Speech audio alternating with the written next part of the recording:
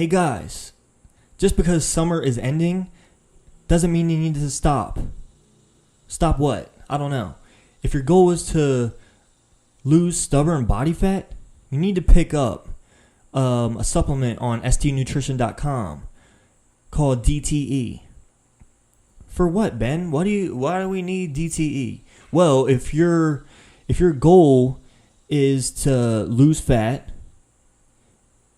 maybe at a quick amount of time, depending on how you're eating and how you're training, this intense fat burner not only tastes amazing, but it gives you that extra push during your workouts or during your cardio. I like using it during cardio. It really helps you reach your goals a lot faster. You know, it's not going to be the end-all be-all. It's not going to really help you do everything. You got to put work in the gym. You got to put work in with your diet. But if you go to your web browser and your phone, if you go on the internet, on your computer, type in stnutrition.com, take a look around and see what we have to offer, guys. So if you choose to destroy that enemy and burn that fat, I'm going to help you out. I'm going to help you save you some money so you can do that. So go to stnutrition.com. Choose the DTE, your flavor, whatever you like. And then when you go to checkout, go to the promo code section and type in STRONG, STRONG. And what's that going to get you? It's going to get you 20% off your DTE. So I'm going to help save you some money because I want to see you reach your goal. And also do yourself a favor and destroy the enemy. What's going on, everyone? Today on the Strong Tower podcast, we have an old friend of mine who used to be like a multi-sport athlete, and I think she still plays a couple sports now, but found her way into the giant world of photography. But she's not just any photographer. She takes pictures of women to help themselves empower themselves and get more confidence in themselves. You know, many people will probably see it as like a nasty or gross thing to do, but if you're really an artist, you can appreciate the art that comes along with those type of pictures.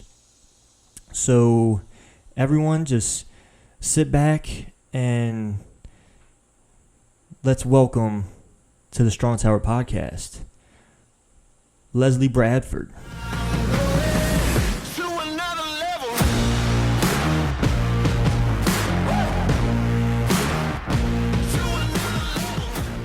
So anyway, I know you're nervous, but thank you for coming on. And the reason I kind of wanted to talk to you was because I know you from high school, and I know you were into a lot of different sports and stuff, but then all of a sudden you got into photography. You know, so when did that start? Well, I took your dad's course in high school. It was the black room, so it was film and all that, and I just thought that was so awesome. But that was really, after that class, it kind of like died off a little bit. And I mean, 3-sport athlete, you really don't have time to do pictures. But then in college, I think it was like halfway through my freshman year, I picked up a camera and I was like, oh, this is fun. Like, this could be cool. And so, of course, the typical, you start photography, you do pictures of like flowers and things that don't move. And then you slowly incorporate people into it, and you're like, hey, you want free pictures? Like, I'm practicing. And then from then, it was a family friend was like, hey, I'm getting married and we don't have a photographer. Like, you want to do a wedding? And I was like, you know, I don't like do this, right? They're like, yeah, but if you don't do it, we're just not gonna have pictures. And I was like, oh, okay. So I think they gave me like a $50 gift card. I was like, hey, thanks. And so that was like my first experience, like legit experience going into it. So after that, I was kind of like, well, that was fun. Like, it's cool to be a part of big things and take pictures that they'll have forever. And so from there, it kind of like how many YouTube videos can I watch, and what does this button do? And so then it was kind of like trial by fire. I just shot everything and anything, and then it kind of teach as you go. So I didn't take classes or any of that stuff. It was just move buttons, push buttons. Oh, this does this. This does this. Right. So then it kind of just turned into something. So what were you using, like a regular camera or like your phone when you first started? I never used my phone. I always used like those stupid little cheap ones from Walmart. I started on those when I was in like middle school, but it was like, again, stupid stuff. Yeah. And then once I started getting into it a little further, I got like the Nikon D31, which isn't even around anymore. Yeah. I think they discontinued it.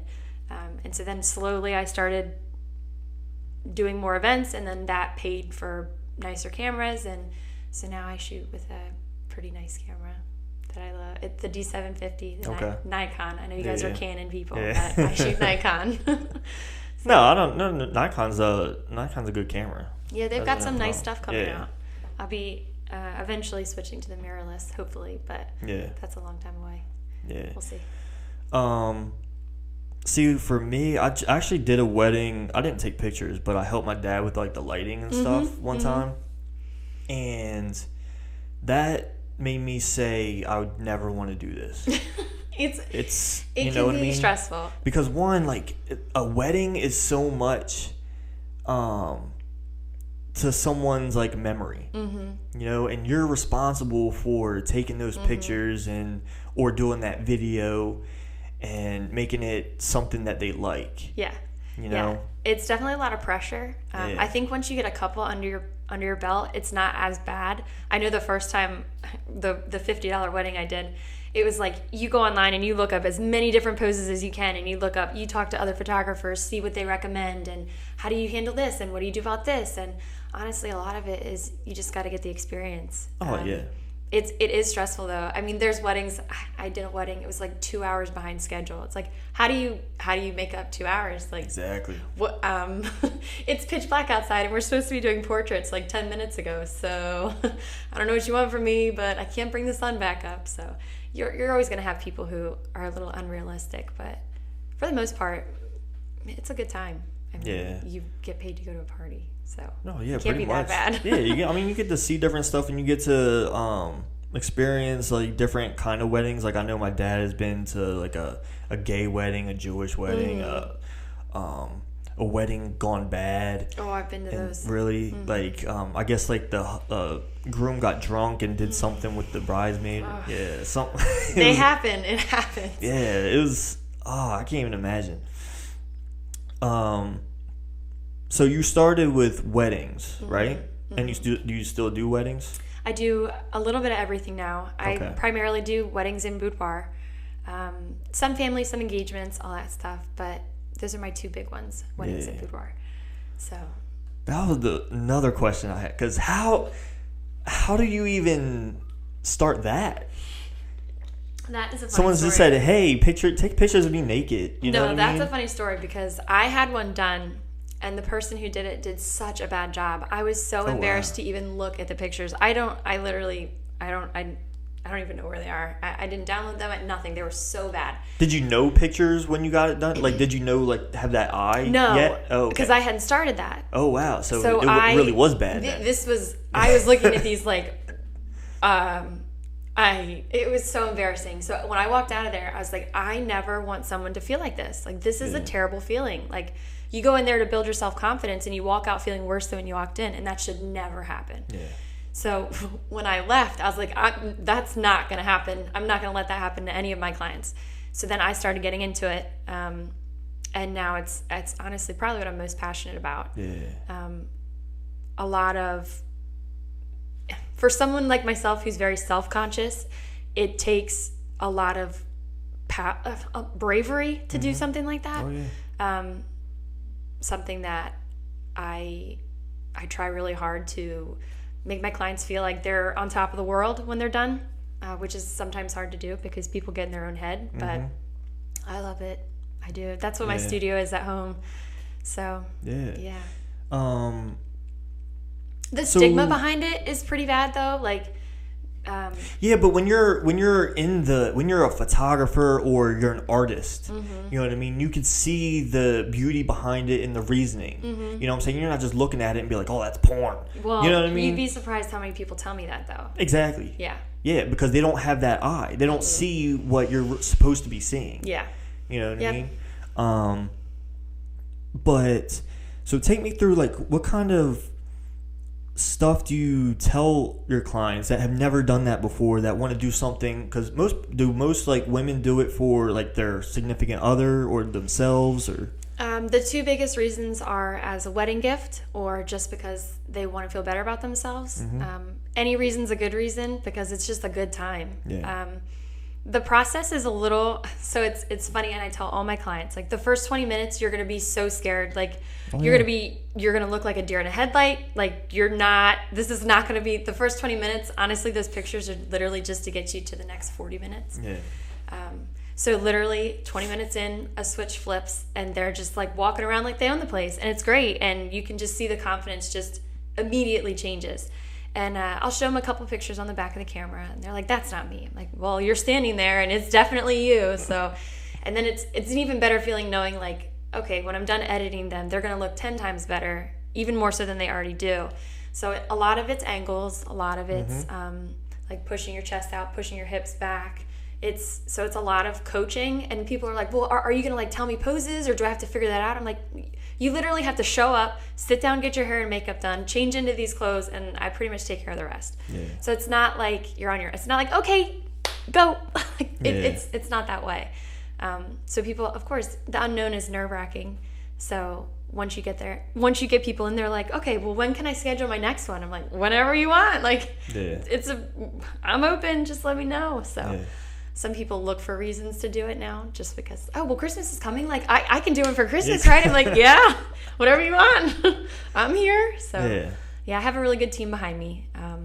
I have professional hair and makeup come in. And so it's kind of like the whole atmosphere and like the whole, you're the queen for the day. So people feel pretty special walking it's like the adult version of like when you go to Disney World and the little girls can get all the princess stuff. It's kind of like the adult version. Maybe a little less clothes than what a princess would wear. Right.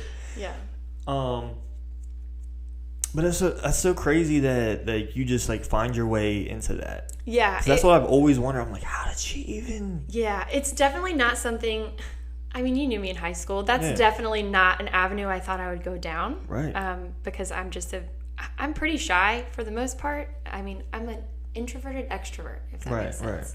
So it's not like I'm super outgoing. I'm friendly, but I'm not like, I'm just not that way. So to go down this avenue was surprising to me. And a lot of people don't know I shoot it, which is also interesting to me because I don't know why it's interesting to me. I guess people don't think that I would shoot something like that because they know who I am. Right. But I love it. That's honestly probably what I'm most passionate about.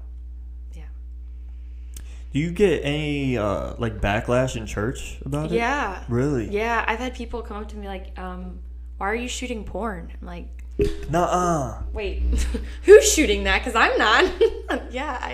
That's why honestly a lot of people in the church I don't even bring it up. Yeah. I'm not gonna get ridiculed for doing my job and doing something I'm good at. I'm not going to take that from people. So they're certainly welcome to think what they want to think. And if they don't want to do it, I'm not telling them they have to come to my studio. But if I'm going to make someone feel more confident and more comfortable about themselves, then I'm going to do it.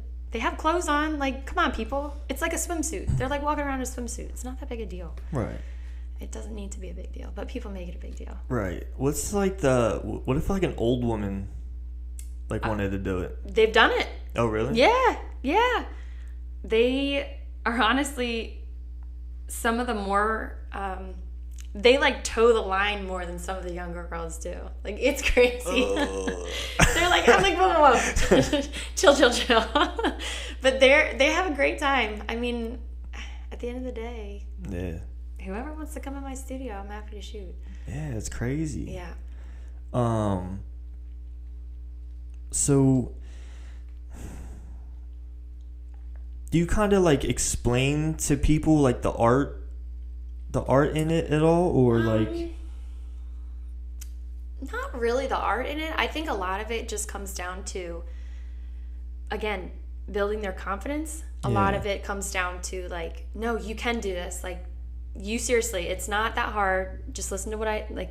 If you can take direction, which most people can, it's not that bad. Okay, so that's kind of where your passion comes from, is from helping people, like helping women do that. Yeah, because when I had mine done, there was no direction. There was no, okay, do this, look here, turn here, push this. It just, there was no coaching. Right. And because of that, I mean, the quality suffers. And I was so mortified that I honestly, I think I looked at the pictures twice.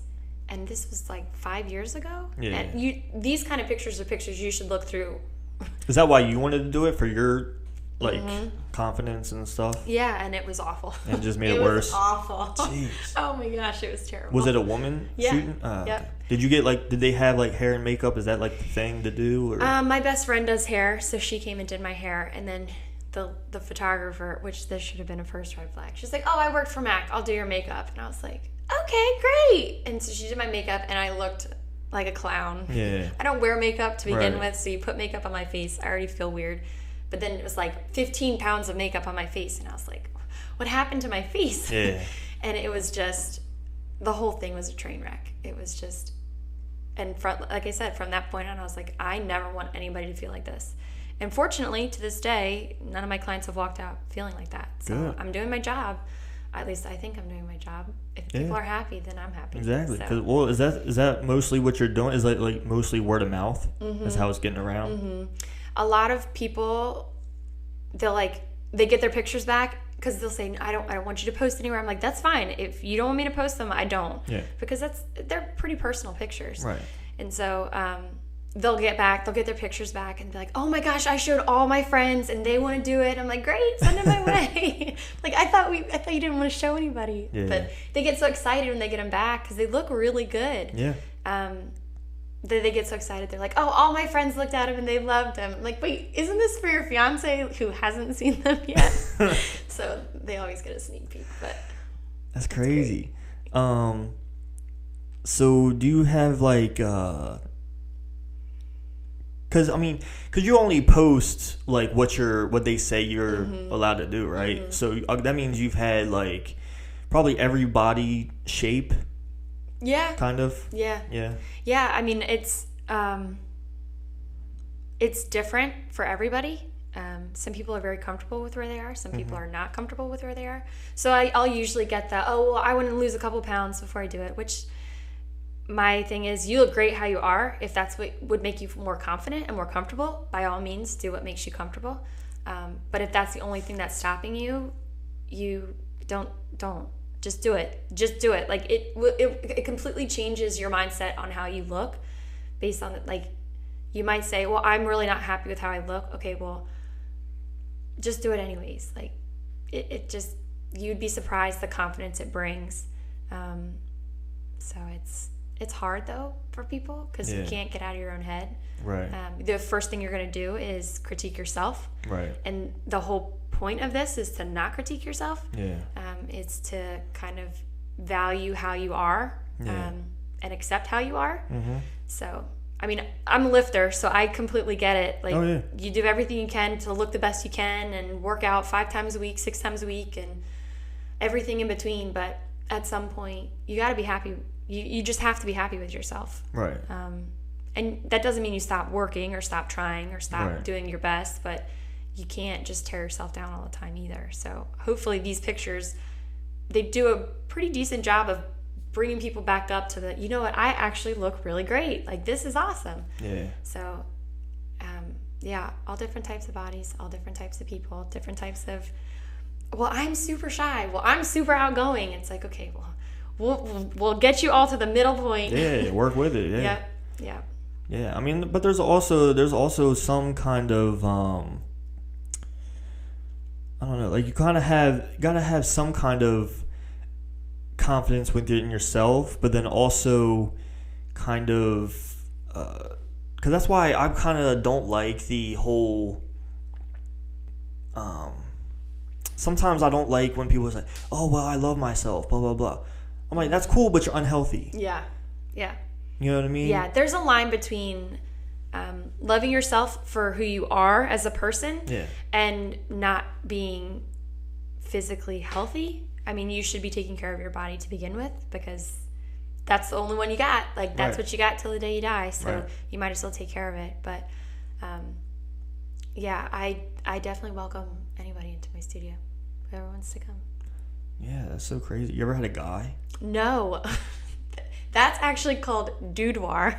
Dude, there's a name for it? There are people that shoot it. I don't, but there are people that shoot it. I think it's more of like a, I don't know. I've never been asked, and I've never offered. So that would be awkward. I mean, I don't know. I mean, if the dude had a nice body, it'd be less awkward. Yeah, a lot of guys actually do get it done for their wives. I have not perfected male modeling, so Yeah. I don't even really know Because how sometimes, to like, start. I'm gonna be completely honest. Like, I thought about it, like, but also I'm very like self-conscious about my body. Yeah. You know what I mean? Well, especially most after being a everybody is. bodybuilder and like really having that like body dysmorphia kind of thing, and I'm just like I could look really good to one person, but to myself, I'm like, ugh, what? But that's everybody. I mean, Right. there are always going to be things that you pick out. Like, I hate my arms.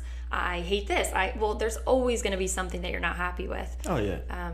But a lot of time, so when I have my clients come on, I send them a contract and I send them a questionnaire. And part of the questionnaire is there anything that you don't prefer to showcase about your body? And some people will say, well, my lower stomach. Well, that's like 100% of people. That's pretty much them. Yeah. So it's like, okay, well, of course I'm gonna, but to know what they're self-conscious about helps me know how to pose them to hide those things that they're self-conscious about. Right. So it's like, well, if you turn your hips this way and you lay back this way, well, then the part of your lower stomach that you're worried about is gone. You don't have to worry about it because it's hidden. So knowing those things going into it helps me do my job better to make sure that they see the best of themselves, Right. and not pick apart those insecurities. Right. So it's like, oh, well, I don't like my arms. Okay, well, pull your arm off your body. Don't squish it up against your body, because then it looks ginormous. Right. Because I'm very self-conscious about my arms, so Yeah. I know these things. But like I said, going into it, knowing what people prefer, like some people really like their legs. So going into it, knowing those things, you know what to showcase more than other areas, which makes my job easier. So what would you say to like people that would say like, oh, that's not their real body because you're posing a certain way to make them look a certain thing, because that's not really them, because if they look in the mirror, that's not what they're going to see, because the picture is going to say something different. Because you get a lot of that on Instagram. Like, I mean, also you got Photoshop and all that and that's kind what of I was going stuff. to say. There's a difference between posing someone properly versus photoshopping them. The only thing I do in Lightroom is I'll smooth out skin. I don't make you look smaller. I don't shrink your weight. I don't do that stuff. Oh yeah. What you look like is what you're going to photograph like, and I'm not going to make Just change like the coloring or just like I'll edit the coloring and stuff like that. But as far as changing people's bodies, I don't do it. Essentially, based off your question, I would say you are photographing that person. I mean, just because you have them turn the proper way, if they go home and stand in front of the mirror and turn that same way that I told them it's to, still them, it's still exactly. them. It doesn't change. It just, people don't know how to properly, they don't know how to properly turn or properly pose. So if you don't know how to do something properly, then how can you, like, if you go home and replicate what you've learned, then you look like how you do in the pictures. Right. If you don't have any coaching, or if you don't know what you're doing, then of course you're not going to be able to look like that, because, but at the same time, like, your body's your body. It's not going to change unless you do something to change it. Exactly. So, I mean, if you sit here like this, of course you're going to have rolls across your stomach because you're sitting slouching. If you stand up straight, chances are you're not going to. Smooth it out a little bit, Yeah, but it's the same body. You're not photoshopping six packs. You're not photoshopping like jacked arms. It's just, you're photographing that person. Right. You're just helping them pose ways that are more flattering for themselves. Yeah. So I know some people are like, oh, well, this is a bride's mom was like, well, I don't like how I look. Can you make me thinner? And I'm like, no, Nope, I don't you do can. that. I don't do that. I'm not going to make you, that's one of my biggest things with the tabloids is everybody says, oh, well, I want to look like her. I'm like, well, that's not what she looks like. She's Photoshopped. That's, if you look at some of the Victoria's Secret ads that come out, you can tell poor Photoshopping is done because their arm is like the size of a twig and their biceps like 4 inches bigger. Right. So it's like, I don't ever want to get to that point to where you make people look like they aren't themselves, because then you're feeding into the media of, oh, well, everybody wants to look like a supermodel. Well, the supermodels don't even look like supermodels because they've been photoshopped. And I refuse to feed into that. And I'm pretty big on like you said, there is a line between being healthy and being mentally healthy and physically healthy, and you should take care of your body and be physically responsible for yourself. Right. But to make somebody uncomfortable because they felt like I thought that they needed to be photoshopped smaller, oh my gosh, that would break my heart. Exactly. And this is little things too, like maybe it's cellulite, or maybe it's like you don't like the size of your arms or whatever, you know. But it's funny because it's kind of like bodybuilding in a way, because they pose that way to accentuate what you know, to show it, right, to show it off. Yep. And that's essentially what it is. Yeah. You know, you're posing to a certain way to accentuate what you already have. Exactly. You know, that's a great way to put it. And it's really a beautiful thing. It can be, but some people don't look at it that way. Right. Unfortunately. Because they don't have that mind of an artist. You know, and I think it takes a particular mind to see it that way. A lot of people don't see bodybuilding as art. They see it as grown men standing up there using steroids. Yeah. You know, but that's how I always saw it, as you're sculpting something. You know, you're sculpting your body, you're sculpting a photo or, you know, just something to really accentuate something that you are given. And something that you already have. And it's funny because I was just watching the VMAs yesterday, like the rerun, and Cardi B walks out. She's got a dress where it's like slit on the side, so you can see all the way up her butt, and you can see the cellulite and stuff. I'm like, that's weird, because you never see that. You know, they usually don't show that on especially celebrities. You know, so that shows you like, okay, this is real. Yeah. You know what I mean? Yeah. I mean, again, the whole media does a disservice to people in general of, oh, this is what this girl looks like. It's like, but how many layers did they put in Photoshop on it to make her look that way? Exactly. So that's not. And I found, honestly, a lot of the people who bad talk about boudoir or bodybuilding, they're just ignorant. They really are. And honestly, a lot of people in the photography world, people who don't know about boudoir, they're just ignorant. And so I can't get mad at them because they don't even know what I'm talking about. Right. But again, if you're willing to ask questions and you're willing to learn instead of just being like, oh, you shoot porn, it's like, okay, that's not helpful or productive here. Like, let's just have a conversation. I'll answer your questions. Right. And by the end of it, maybe you'll have a different view. If you don't, that's fine. But you don't need to blast people for it because you don't understand it. Right. So especially what it's doing for women and stuff like that. You know what I mean? Yeah. Like anything that can bring your confidence up, or, you know, maybe help your marriage, or just whatever. Just something like that, just to get out of your comfort zone. You know, and that's why I think it's like the coolest thing to be the person shooting that, because then you get to experience, you get to see the smile on their face. You know, especially when they see the pictures and you know, stuff like that. I mean it's kind of the same thing like shooting a wedding. Yeah. You know, and doing like video and stuff like that. Like, I'm fortunate to have a brother and a dad who are really big into that kind of stuff, so I learned from them. My brother, he lives out in California, right? So he takes pictures of a lot of stuff. You know, he'll help people out, but mostly it's he does video of scooter riders, and he gets paid for it. And they're all professionals. That's cool. That kind of stuff. And so I guess this guy that he knows another guy that did a wedding, and so their videographer killed himself. Oh gosh. So they were like, we need someone to edit the video. So they asked my brother. Well, that's cool. Turns out he didn't have mics on the bride or groom, but just the reverend or pastor or whatever it was. Mm-hmm. I was like, what? No. He was like, he's like, yeah, I can hear them perfectly, but you can't hear the bride or groom. I was like, oh, jeez. Yeah, you can't redo. So like getting caught in a predicament like that, or getting stuck in something like that, I couldn't imagine. But what is like, have you ever been through something like that in a wedding where you're like, oh no, okay, what am I gonna do? Yeah, the wedding I was telling you about earlier that was 2 hours late. I had never. I think it was a Pakistani wedding. Oh. And there were some cultural things that I wasn't aware of that They didn't tell you? I asked, but they forgot to tell me. We're just gonna say they forgot to tell me. Yeah.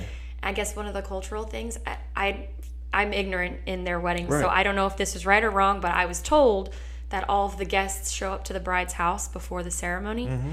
and they walk her to her car. So we had to wait for everybody to get to the house so they could walk her to her car. And I'm like, okay, we're supposed to be at the venue or where the ceremony is like 45 minutes ago.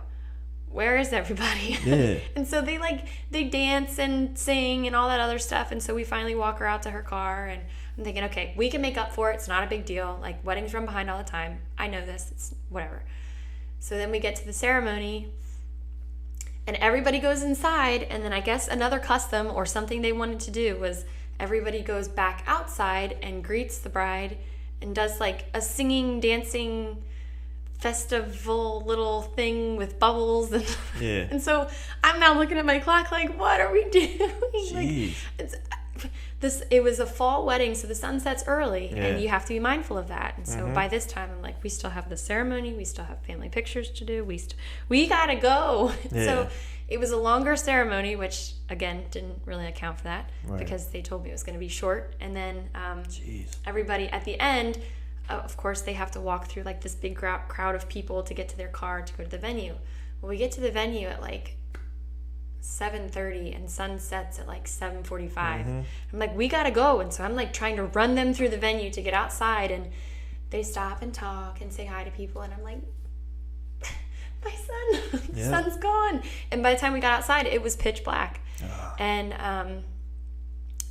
there's... And you don't use lights, do you? No. You use a natural light. Yeah, I'm a natural light shooter, so it's like, well, I guess we're not doing portraits outside. And so the guy that was doing their video like turned on his big spotlight, but then it looks like they're deer. So we did the best we could outside. I think we got like 10 pictures outside, and then I was like, well, I guess we're doing the rest inside. And so nobody ever wants portraits done inside, because that's some people do, but that's not my style. So yeah, that wedding. And then they had like a belly dancer and a sword swallower, and I'm like, jeez, what in the world? This is and you didn't know about that? No, I didn't know about any of it. How are you going to keep that out of the... I don't know. I was like, this is why when I send out my contract, it's like, is there anything else I need to know? Like, that's probably where you would fill in that information. Yeah. But other than that, most of my weddings have been pretty smooth. Some of them I may or may not have had a groom show up drunk to his wedding. Yeah. That was a little tricky.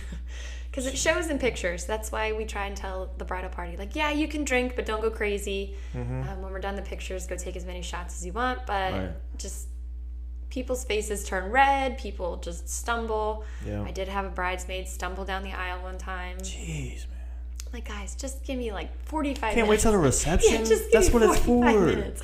So, yeah, I've had some weddings where it's like, you kind of get there and you're like, okay, well, you got to make the best of it. I mean, it's not your wedding. You're paid to do a job. You do your job the best you can. And at the end of the day, they know the situation. They know the circumstances. There's nothing you can do to change them. Yeah. How they respond to that is up to them. The one with the 2-hour wedding, the mom gave me like a bad review and said I didn't pay attention to detail. And I'm like, wait a minute. Oh, man. I mean, some people you'll just never make happy, unfortunately. Yeah. You can do everything you can.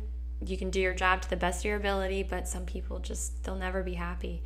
And you have to come to terms with that, because I'm a people pleaser. Yeah. So I try and make everybody happy. And when you've got some people who are like, well, I don't like how these look. Well, you can't redo a wedding. It's kind of like, exactly. I'm really sorry. Like, what do you want me to do? Put your dress back on. Yeah, how do I fix this? Oh, man. So, It is tough, though, in this industry where you try and please people, to know that some people just aren't going to be happy. Yeah. That doesn't mean you try less, but if anything, you try harder. Right. But you just have to be mentally prepared that some wrongs that people think you do, you might not be able to make right. Yeah. And for someone like me, that's hard. Right.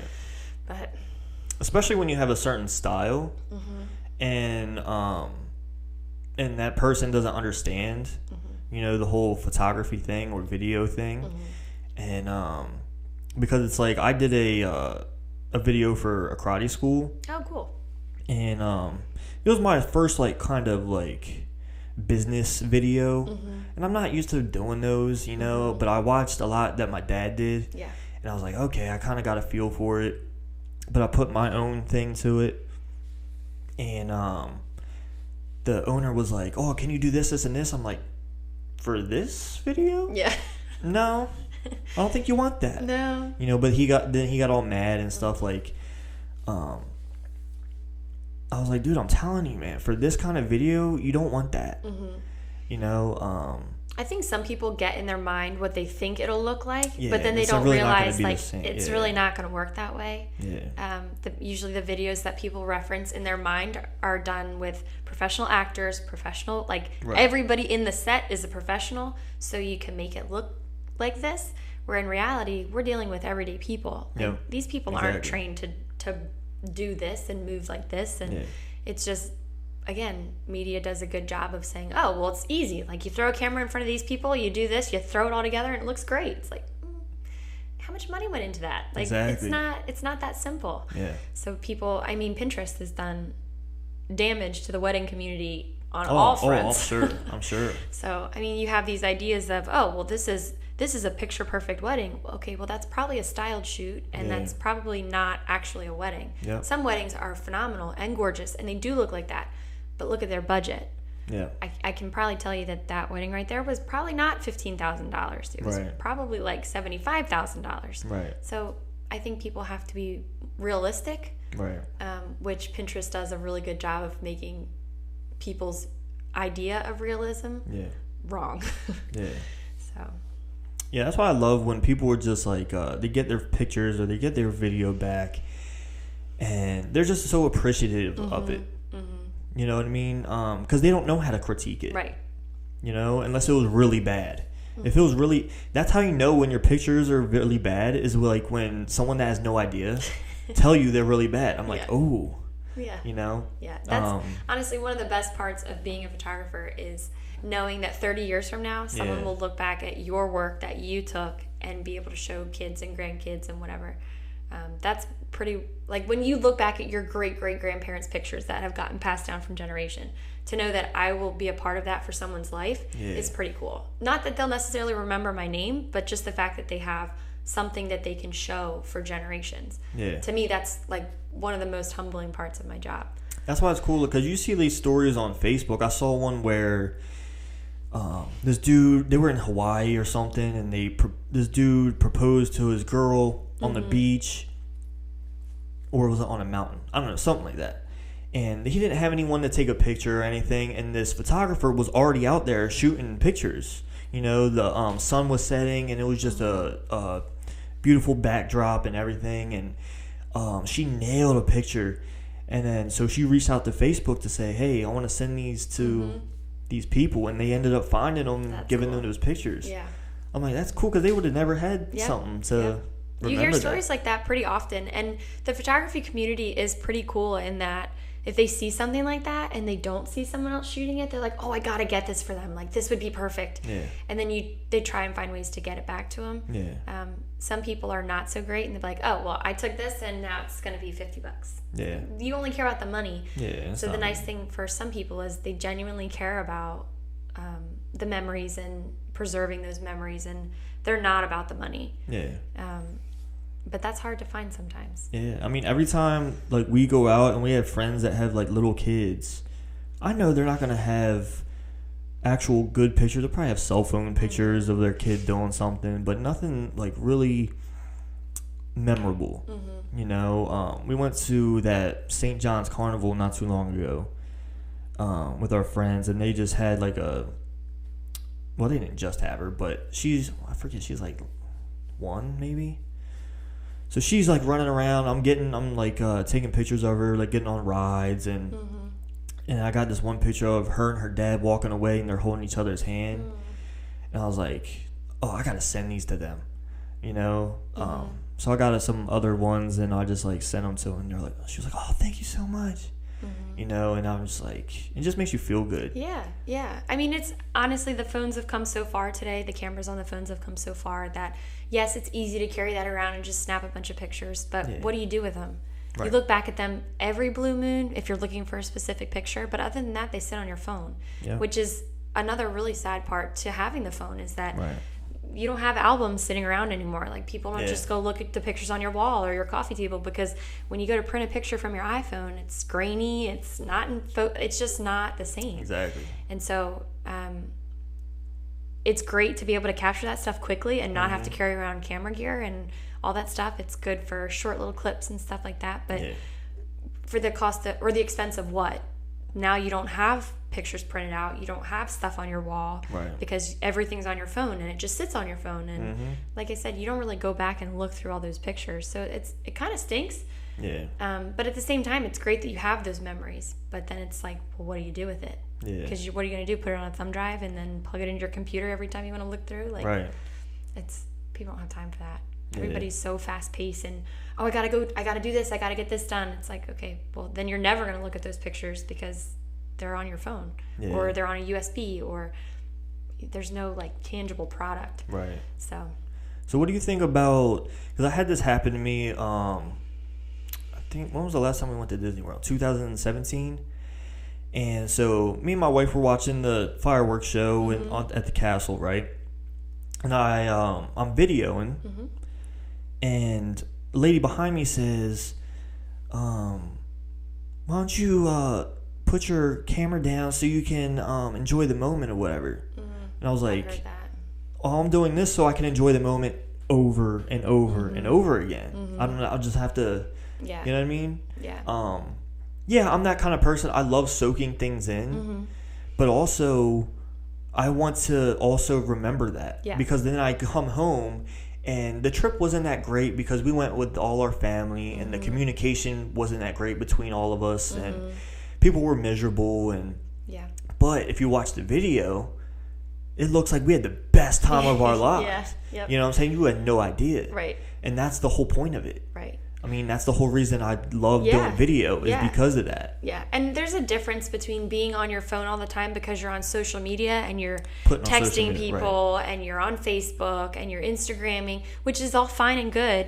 But videoing so you can look back at that stuff later is not a bad thing. It's a great thing, especially if you go back and look at it. The problem is, and this lady had no business saying anything, she can mind her own business, but when you go out to dinner and you see people sitting across from each other and they're just on their phones, that breaks my heart. Oh yeah, that's different. But if you're at an experience that you can record and get pictures of, that's great. Like, take it away. At some point, yes, is it important to put your camera down and enjoy it? Absolutely. But at the same time, who are you to tell me I can't video this so I can watch this later? Like, how does she know you weren't videoing it to show someone back home who's sick and couldn't go? People need to mind their own business. And plus, that's something that plays every couple hours, so it's not like oh, I can just come see it again, or I can hear it. You know. Because if I'm at like a historic place, or I'm going to see like some beautiful landscape, like I'll take a picture or take some video, and then I'll put it down and just soak it in. Exactly. I was in Israel in March, and while I was over there, photographer will travel. I take pictures of everything. A lot of landscape, a lot of landmarks, a lot of historical things. I did the same thing. You take the picture, you step away, you soak it in, and then you move on. But that doesn't mean that I detracted from my experience. Were there times where I was like, oh, I really should put my camera away, but I just can't. I have to get this picture. But you do that for you. You don't do that for other people. I can go back now and look at the 1,000+ pictures that I took while I was there and be like, I remember when I was standing there, this is what I was thinking, this is what I was doing. And my relationship with someone else didn't suffer because of it. So When you're sitting there on your phone all the time because you want to be on your phone and not engaging with the person next to you, then it's a problem. Yeah. But if you're taking it for memories to look at later, that's great. Yeah. Especially if you go back and look at them. Yeah. And then just because you're taking a picture of something doesn't mean it's always for social media. Right. Like you said, you're taking like thousands. Yeah. You know, you're not putting thousands of pictures on social, you know what I mean? No, I have, between Iceland and Israel, I have plenty of pictures I could throw all over social media, but they're not for everybody. Some of them are just for me. Yeah. Because some people don't care about the mountains that I saw when I was in Iceland. Yeah. I do. That's why I took the picture. But at the end of the day, just because you take a picture or just because you're a photographer doesn't mean you're taking pictures just for other people. Yeah. There's that art side of you that's like, I want this for me. But some people just can't get past that. Yeah. They think, oh, you're a photographer, you're coming to the barbecue, you could take all the pictures. Take all the pictures, right. Not quite how it works. Yeah. But, I mean, sometimes I intentionally leave my camera at home. Exactly, that's what I'm saying. You probably have your camera, you know what I mean? Yeah. My dad, it's funny because my dad doesn't really bring his camera everywhere. Yeah. Like when I was younger, it was every event. Mm-hmm. You know, but now it's not so much. Mm-hmm. But I find myself doing that. Right. Not so much with my family stuff because it's my family is not that, you know, like we have pictures of us and mm-hmm. stuff like that. But I know my wife's family really doesn't. Yeah. So like we had my sister-in-law just turned 50, and we did, instead of getting her a present, like my wife was like, why don't we do a dance with all the nieces and nephews? I said, all right. And there's a lot of them. Yeah. So most of them we had, I think 4 of them we had over here. So we practiced. Mm-hmm. And then 3 of them we had to teach that day. Oh, gosh. So I choreographed it a little bit. I made it easy enough so they could remember. Mm-hmm. And it was goofy. It was fun. And that's exactly how my sister-in-law is. She's goofy. She's crazy. She's loud. Mm-hmm. All that kind of stuff. So I thought, like, she's going to love this. Yeah. And, you know, people got great video on their phones and everything, but it's just not the same as, like, if I'm using that, you know, and I had it on a tripod just set up so you can the quality see it in the quality. Yeah. Yeah. You know, and just something. And now we can go and look back and watch that and remember it and just the little things. Pictures are very important. I mean, unfortunately, someday you're going to look back and be like, I don't remember anything. But then you look at a picture and be like, you know what? I remember that. Like, I remember what we were doing. I remember what we were celebrating. And I think pictures and video is not, our generation, I don't think appreciates it as much because we have so much access to a camera on our phones. Oh, yeah. The older generation cherishes it more because they had the big ones you had to put up on your shoulder. Exactly. They're like film, and which film is coming back. A lot of people are turning hybrid between digital and film, but the money they had to pay to get it developed, just the time that went into it. So I think our generation doesn't value it nearly as much as the older generation because we have so much access through our cell phones. Yeah. But then because they have so much access through their cell phones, they don't necessarily appreciate the professional side of it, where you get the better quality, and some people are like, oh, well, I don't really care about quality. Well, no, you do. You should. You just don't know. You think you don't, but you do. Oh, you do. But so that trip to Iceland and Israel, was that the same trip or 2 different ones? 2 different trips. Okay. I went to Iceland last October and then Israel in March, and then I'm going to Thailand in December. Jeez. Yeah. So what do you go? Who do you go there with? Ben or? Yeah, the Israel trip was like, we went through our church. There was a big group. There were like 67 of us going. Yeah. But really, that's probably the only way I would have made it to Israel. Yeah. But Iceland, we went with some friends, and it was great. I mean, we saw all the waterfalls. We saw black sand beaches. I mean, Iceland is just a whole nother world. Yeah. The weather is it's like Delaware. Yeah. 1 minute it's great, the next minute it's snowing, the next minute it's raining. It's bipolar. Right. But Iceland is beautiful, and it was cheap to get there. A little expensive once you're there, but cheap to get there. So it's like, why not? Might as well.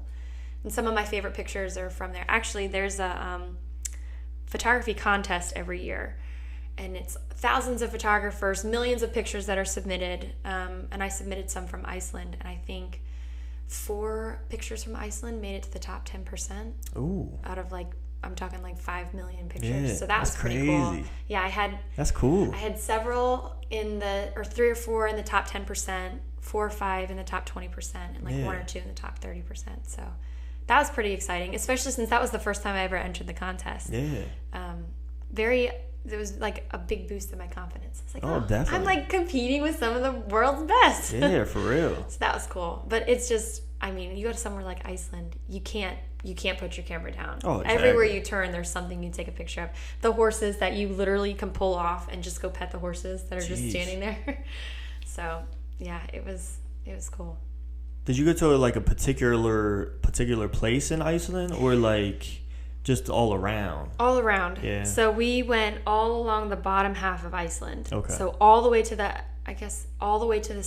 one side. So there's Reykjavik over here, and then you went all the way to the other side. Yeah. And actually, we went as far as you could because then the road shut down. It was only locals that were allowed to take the other roads. Okay. I guess the weather, with as bad as it snows and all the ice and stuff, they don't let tourists go that way. So we went all the way out there, and it was like the closest place to eat was 40 minutes away. Jeez. So you got to drive 40 minutes to get food and 40 minutes back. And so we didn't really want to stay in just one place. Yeah. So we went to Reykjavik for like a day, maybe 2, which I wasn't overly thrilled. It's like a mini New York. It's not. Okay. I'd prefer to go out where there's like rolling hills and sand beaches and goats and horses, and we went in their little. Because that's the capital, isn't it? Mm-hmm. Yeah. We went to this little hot pot. It's basically a watering hole that's warmed up by a local volcano. So we went and found one of those, and that was pretty cool. But there's so much to do out there. We were there for like a week. Yeah. You can't fit everything in a week. But are the people big? Like, not really. Not really. I don't know. Maybe because I just base it off like I know a lot of strongmen are from Iceland. Okay, so actually we stopped by the biggest CrossFit gym in Iceland. They've got like 1,600 members or something ridiculous like that. We stopped by that gym, and it was pretty cool. And some of the people in there, it's like, did you eat the iron today? Like, I don't understand. So some people are like really strong, but I think like the local farmers and stuff, they're pretty small. Their portions are pretty small. Their diet's pretty clean, as far as I could tell. Yeah. Just because of one strong man, Hafthor, the goat, he plays the Mountain on Game of Thrones. I don't know if you've heard of it. Okay, yeah.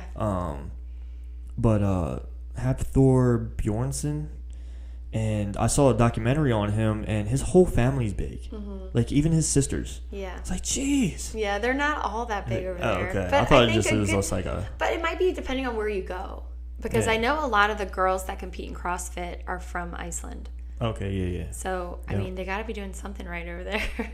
I don't know. But the people we saw, I guess, like I said, more of like the farm people. Yeah. They weren't huge, but, I mean, they weren't small. Yeah. That doesn't really answer your question. But. Can they tell that you're like a tourist? Like, really? Oh, yeah. We went to the Blue Lagoon while we were out there. It's like this big salt blue water pool. Mm-hmm. So when we were there, it's like, you could tell that was like the spot to be. Yeah. But anytime you went everywhere else, you could just kind of see people looking at you like, yep, American. They're not from here. But they weren't mean. They were very nice over there. Right. But they could definitely tell we were tourists. Yeah, that's crazy. I wonder how they know that. Well, I mean, were you tanner or something? Or are they just like? Well, everybody over there is like blonde.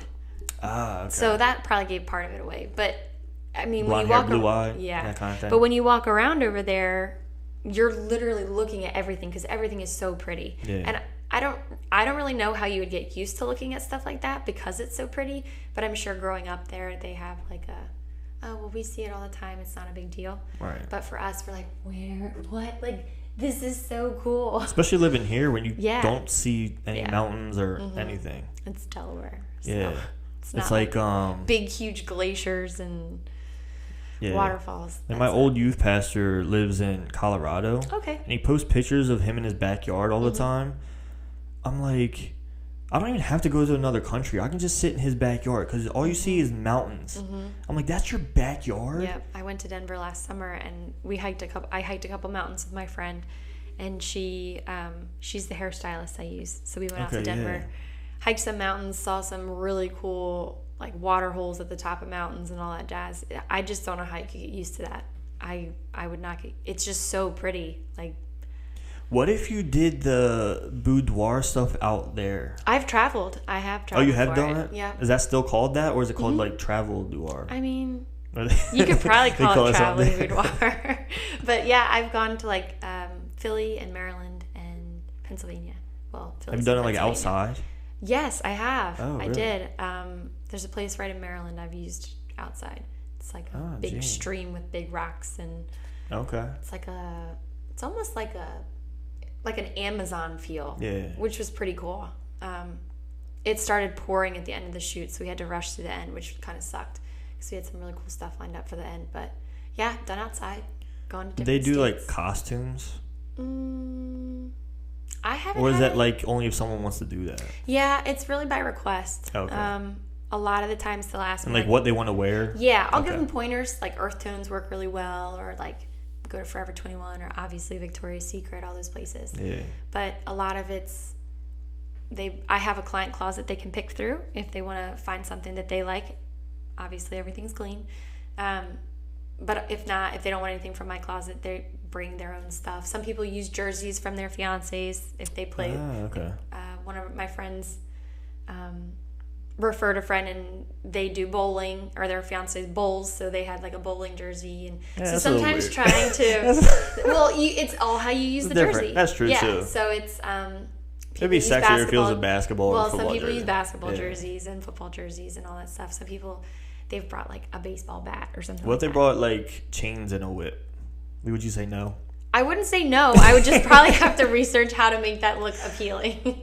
I did have someone bring cups, though. I did have someone bring cups. That was cool.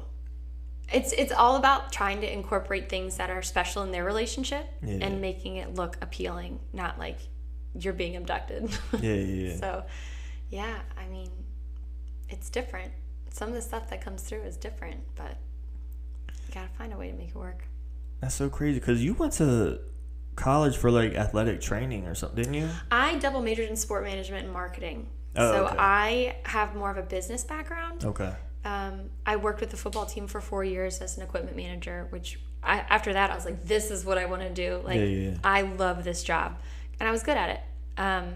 But then after I did my internship in Tennessee, I came home and things didn't work out the way it was supposed to, and so then I was kind of like, well, I guess it's sink or swim. And I was a nanny, and then I worked at a financial firm, and I worked at a construction company, and then after the construction company I was like, all right, we're just gonna try it full time, see how it goes. If it goes well, great. If not, I'll find another job. So far it's going well, so I'm probably gonna ride this train for a little while, see how it goes. So that's what you're doing full time? Mm-hmm. That's awesome. Hopefully it continues to grow, and definitely, I love it. I do. It's crazy. I was doing training full time for a little bit. Okay. But that just I always thought that was what I was supposed to do. But then it's just like people happened. And they just don't want to do things. No. They want it handed to them. And I just couldn't handle it. I was putting too much effort and work into these people, and they just didn't do it themselves. Which blows my mind, because you'd think if they're hiring a trainer that they would want to be there because they're paying money. That's what you would think. But I guess not. It doesn't matter if they pay money. It doesn't matter. It's it's just all about people's want, and they want a quick fix.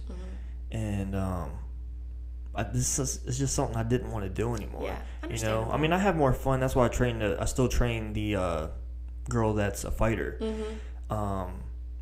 Because also now, like, she has a fight coming up. If she wins, she'll be 4-0, and potentially she could go pro. Oh, wow. And then after that, it's about trying to get to the UFC. So, which is a whole nother ball field. Exactly. So I was like, yo, I'm gonna ride this out. Yeah. And really, and plus she's best friends with my wife, and we're all good. Yeah. We help each other out with things and stuff like that. So, connections is a big deal. It really is. Knowing people is in any industry. Knowing people is the most important thing. And it's so funny that me and her talk all the time. Like the way that people weight cut in UFC is awful, and you're professional. The havoc you wreak on your body is just, it blows my mind. Yeah. And it blows my mind even more when you're a professional and you're at weight cuts shaking to make that weight that you're going to fight at. Yeah. You're shaking. Yeah, how are you going to fight? But you know what I mean? Yeah, you can replenish yourself because you have a day to do it. Yeah. But it's not going to be enough to... It's ridiculous to me. Yeah. You know, but then the people in the fight game make fun of people that have coaches that used to bodybuild. I'm like, why? They understand weight cutting better than anyone else. Yeah, well, safer, at least. Yeah. I mean, kind of. Ish. But we're just going to say that. But, no, definitely safer than wrestling, the way wrestling or MMA people do it. They just focus, I think they focus too much on water weight. They focus too much on depleting in too much water, where they don't diet hard enough in the beginning. Because that's what I do with her, is like, we diet hard. So then that way, she's ready a week and a half, 2 weeks out. Yeah. So then when it's not such a shock to her system. Exactly. You know, that way she could fight that way. Because she's been walking around at that weight for a while. So, but yeah, that's just so crazy that they have professionals that do that. And we were texting about it the other day because what brought it up was this girl was like, oh, I have to stop lifting weights because it's ruining my cut. What? Wait. I was like, no, that's not how it works. It's not how any of this works. No. But yeah, so I was like, so I sent her a picture of my last show. I was like, I was 235 starting out. I was lifting heavy the whole time, and I competed at 175. Oh gosh. So I shouldn't have got that heavy. That was my fault. What's that? 60 pounds? Yeah, that's a lot. Yeah. And I did it in 16 weeks. Oh gosh. Yeah. I mean, and it wasn't anything hard for me though. Yeah. I was like eating like kind of bro diet, clean. Like your vegetable, like your greens, particular amount of protein. And so I had a coach, so I was just like following what she told me. When you trust professionals to do their job, it makes your job easier. It really does. Yeah. The only thing hard about bodybuilding is that the time with competing, you want to kind of fill yourself back up because you're flat from all the dieting. You know what I mean? So the carbs, the sugars and stuff will kind of help make you pop. So eating all the clean food, and then the day of the show, I'm eating fried chicken from Royal Farms and burgers and all this kind of stuff. I'm like, oh my gosh. So I kind of felt sick. Yeah. And then like I was drinking soda and all this kind of stuff but it helps. Yeah. It does. You do what you got to do. You know? But you know what's funny is the second show, it helped after I was done.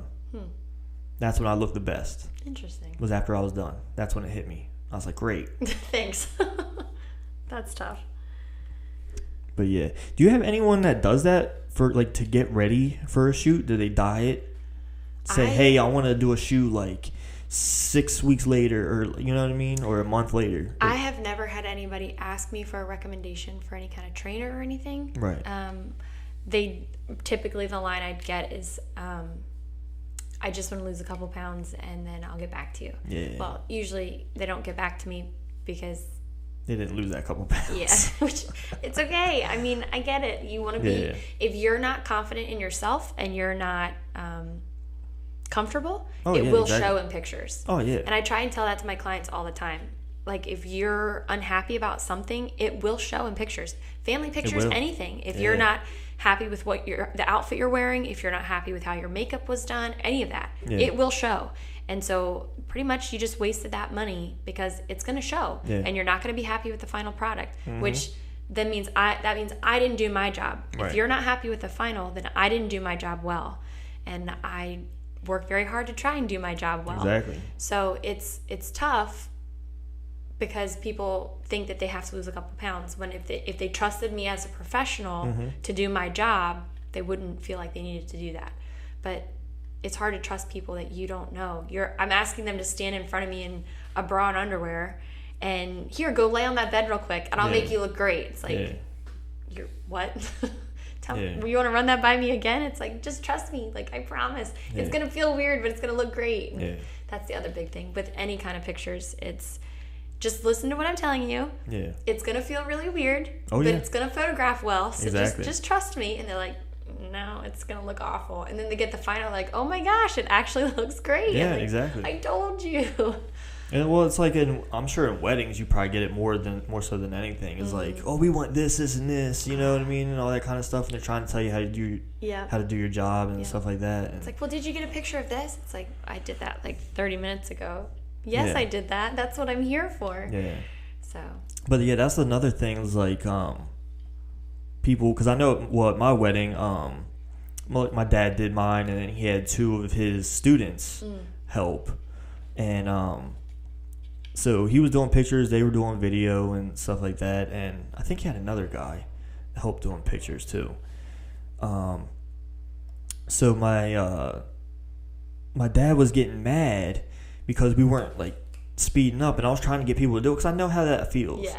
You know, I know the feeling and stuff like that, and then we were trying to go outside, but that day was like over 100 degrees. We're gonna go to what's the one in Newcastle? Battery Park. Mm-hmm. And we were going to go there and Old Newcastle and stuff and shoot. But we were like, no, it's too hot. I'm wearing a jacket. No. Yeah, I don't want to pass out today. So, yeah, for real. And so we ended up doing it inside.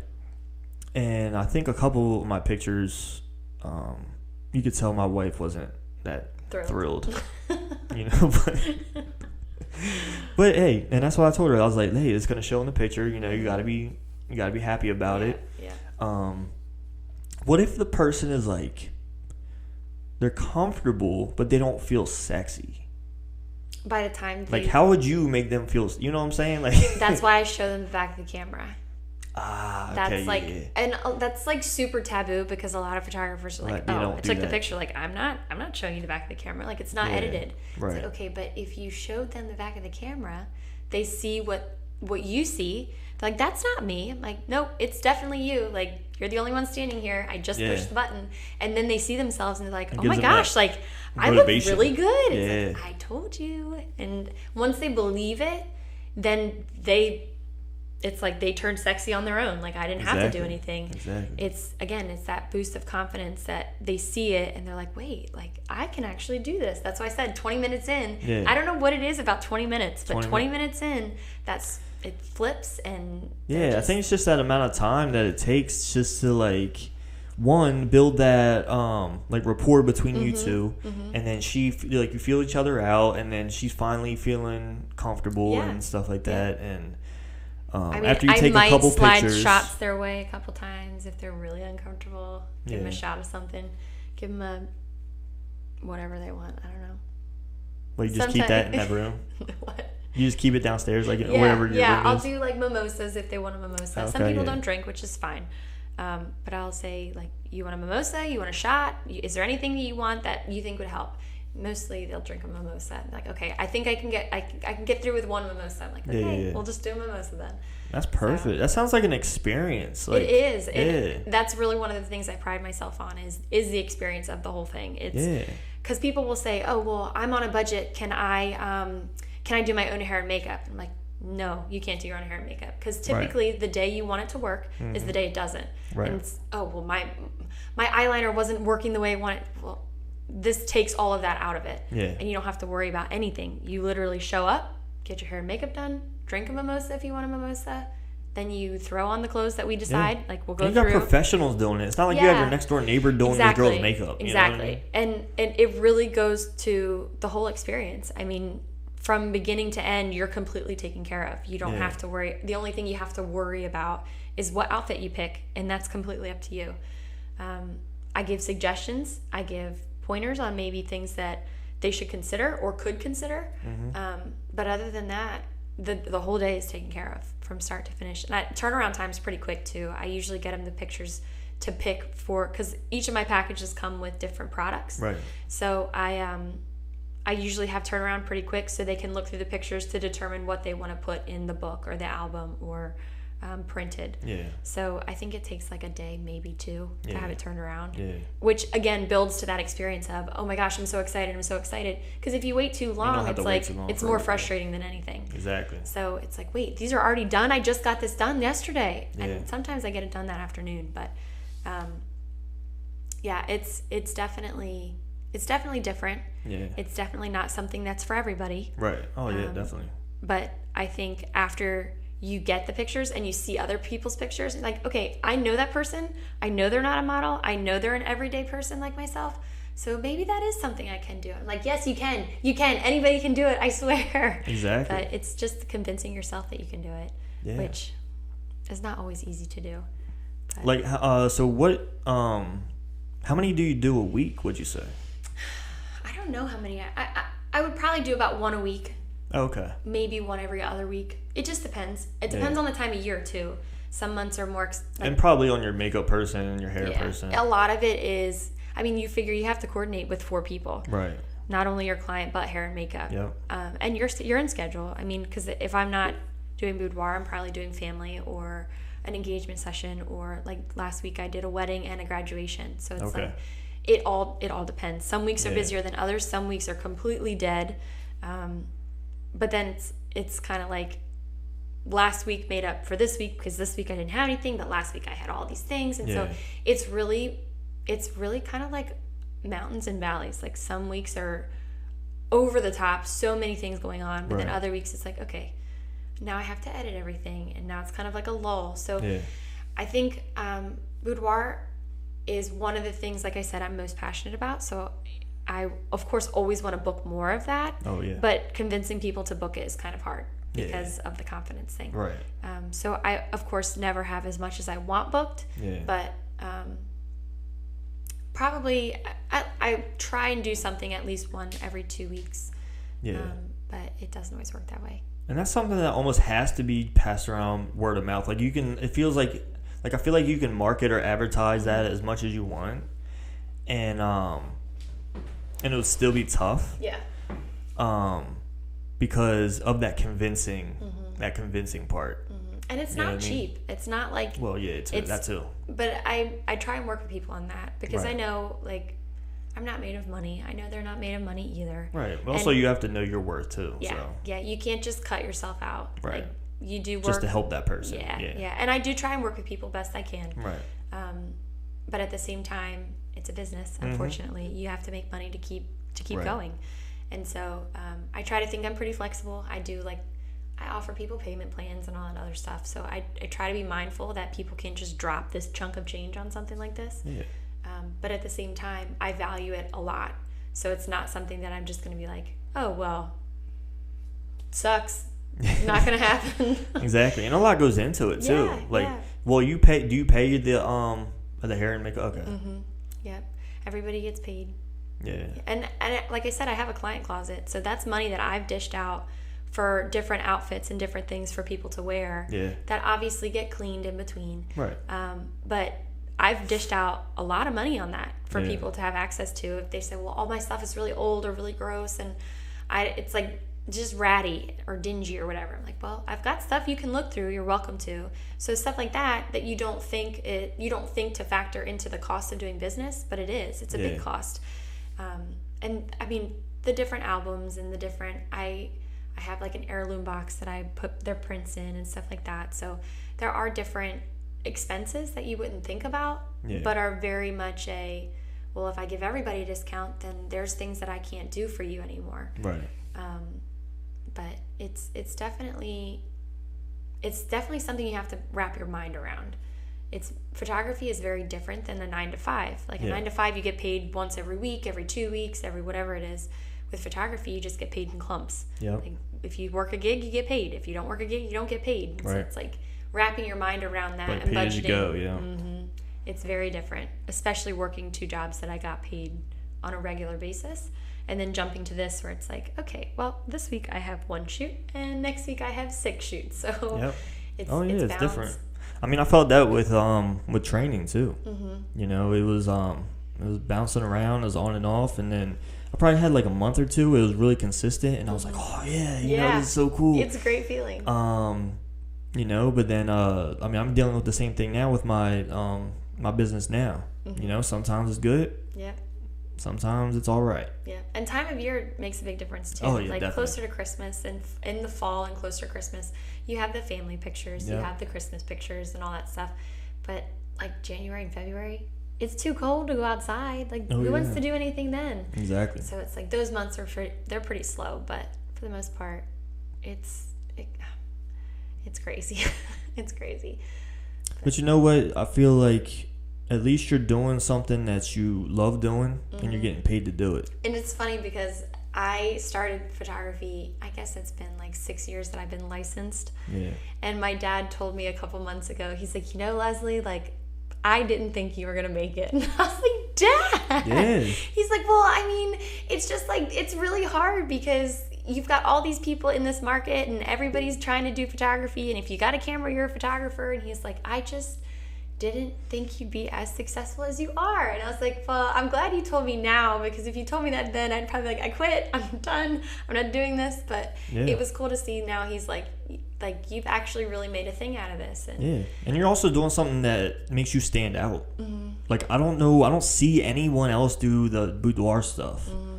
You know what I mean? Especially around this state. Yeah, there are some people around here, but again, there are names that I've heard that do it, and I'm like, I've never even heard of them before. I didn't even know they were a photographer. Yeah. But I think my little market of people is hopefully expanding based off of their experiences. Yeah. But I know there are people local that do it. I don't know who they are.